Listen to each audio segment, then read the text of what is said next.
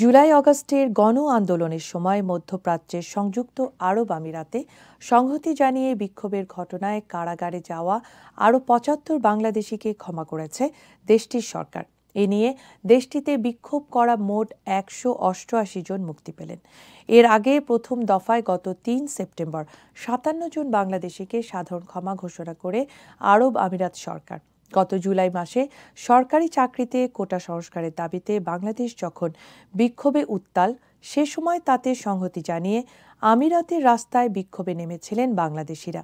Dubai, Sharjah ও আজমানের বিভিন্ন এলাকার সড়কে ২০ জুলাই সন্ধ্যায় বিক্ষোভের সময় ৫৭ বাংলাদেশিকে আটক করে আমিরাতের পুলিশ।